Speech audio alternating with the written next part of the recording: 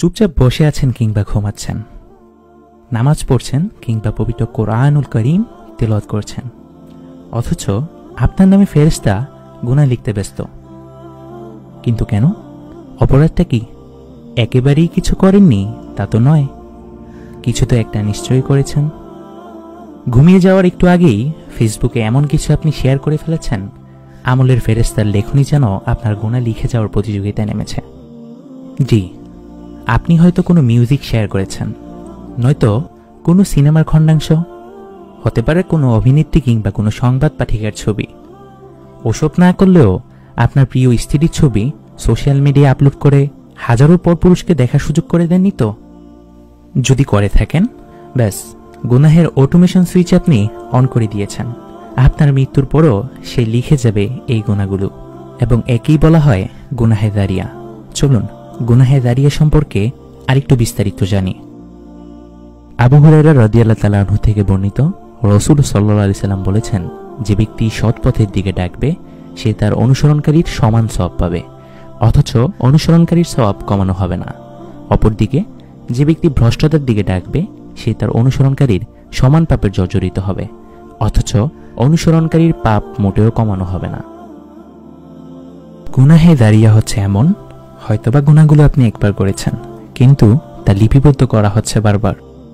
আল্লাহ সুবহানাহু ওয়া তাআলা পবিত্র কোরআনে বলেন, قل للمؤمنين يغضوا من أبصارهم ويحفظوا فروجهم ذلك أزكى لهم إن الله خبير بما يصنعون।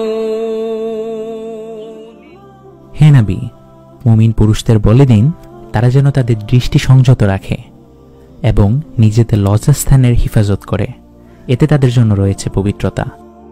নিশ্চয়ই তারা যা করে আল্লাহ তা সম্পর্কে অবহিত আছেন। আল্লাহ সুবহানাহু ওয়া তাআলা আরও বলেন, ইন্নাস সামআ ওয়াল বাসারা ওয়াল ফুআদা কুল্লু উলাইকা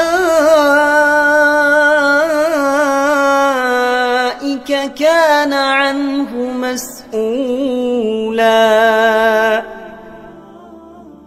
নিশ্চয়ই কান, চক্ষু ও অন্তঃকরণ এদের প্রত্যেকটি জিজ্ঞাসিত হবে। ইসলাম একটি পূর্ণাঙ্গ জীবন বিধান। পর্দা তার অন্যতম গুরুত্বপূর্ণ একটি বিষয়।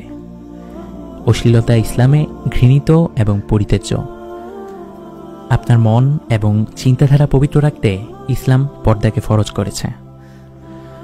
অশ্লীলতায় মগ্ন কলুষিত অন্তরকে নিয়ে আল্লাহর নৈকট্য পাওয়া অসম্ভব ব্যাপার। রাসূল আরবি মুহাম্মদ সাল্লাল্লাহু আলাইহি সাল্লাম বলেছেন, আমার উম্মতের সকল গুনাহ মাফ করে দেওয়া হবে, তবে যারা প্রকাশ্যে গুনাহ করে তা প্রচার করে বেড়ায় তার গুনাহ মাফ করা হবে না। বেপরদা সংবাদ পাঠিকা দ্বারা যতই গুরুত্বপূর্ণ তথ্যই প্রচার করা হোক না কেন, তা প্রচার করার থেকে বিরত থাকুন। সিনেমা, নাটক, গানের মতো অন্তর্বিধ্বংসী জিনিস থেকে আপনাকে নফসের বিরুদ্ধে লড়ে যেতে হবে। একটু চেক করে দেখুন, আপনি কোনো এমন মেসেঞ্জার গ্রুপের সাথে সংযুক্ত নেই তো যেখানে অশ্লীলতা প্রচার করা হয়? আপনি এমন কোথাও কমেন্ট করে ফেলেছেন না তো যেখানে আপনার কমেন্ট করাটা অশ্লীলতা প্রচার করাকে বোঝায়?